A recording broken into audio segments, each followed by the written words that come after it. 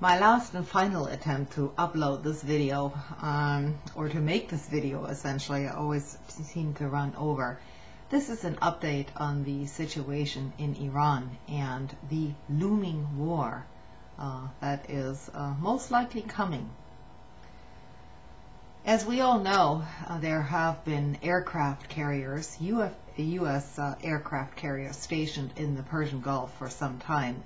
Last I heard, it was 3 aircraft carriers. It might only be 2, but rest assured that even if there are only 2, there are enough nuclear weapons on those carriers to basically blow the entire Middle East into smithereens. Not to mention, across the Gulf, we have Israel with its own nuclear weapons. So that's point number 1. So that serves as the basis of the military posturing. And in addition to that, of course, hostilities towards Iran have been always been ratcheted up in the press during the last year. And those are sort of just sound bites here and there, and especially now during the election season, nobody is really paying much attention to it until it becomes a little flashpoint, like little speedboats off the Iranian coast, which turned out to be essentially a PSYOP operation from our Pentagon.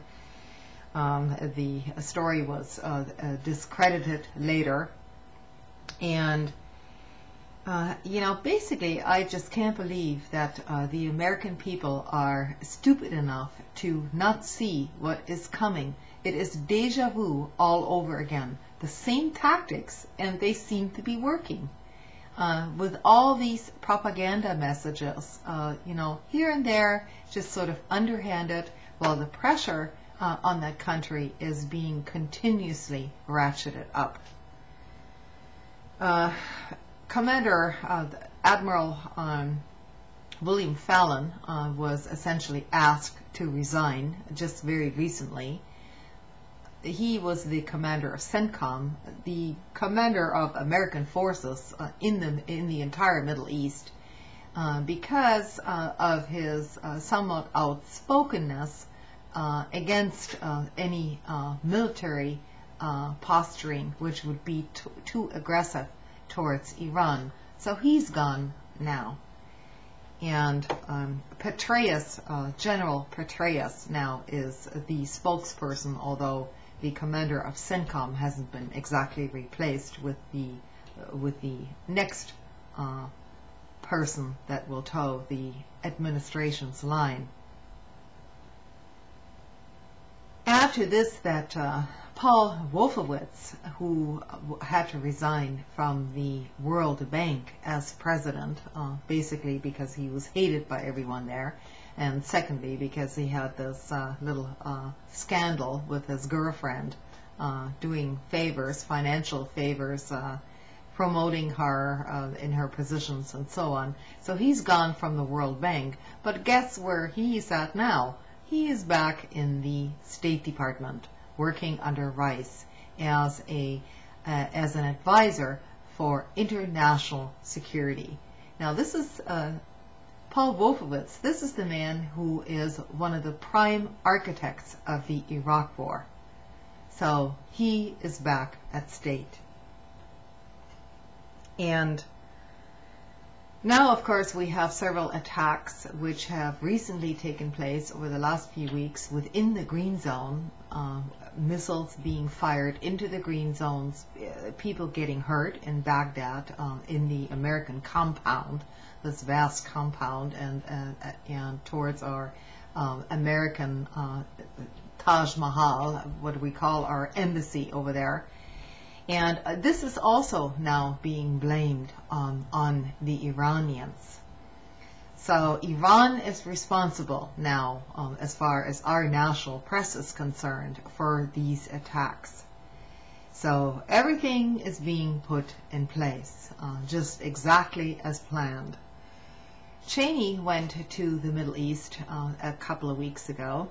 He just concluded his tour under the pretenses of bringing about a lasting Middle East peace through the negotiations between the Israelis and the Palestinians. He did that by basically spending 90% of his time with the Israelis instead of the Palestinians. And then he goes on to Saudi Arabia, to Qatar, to Bahrain, and to Turkey, presumably to shore up support towards further aggressive actions against Iran, which, since he vilified them publicly in his speeches over there, there can be absolutely no doubt about his intentions for that trip. And last but not least, now there was a press release by DPA, which is a German press agency. It's a wire agency, which translated an article which was printed in an official paper in Riyadh, Saudi Arabia, saying that the Saudi Arabian Council has now put plans into action to prepare for a sudden radioactive hazard in their country. Now, if this isn't enough to concern you as to what the plans are before this administration leaves office, then I don't know what else to say. I think it's very much out there, and of course with the looming global financial crisis, a little war started somewhere else will probably ratchet up the economy for a few people one more time. Thanks for listening.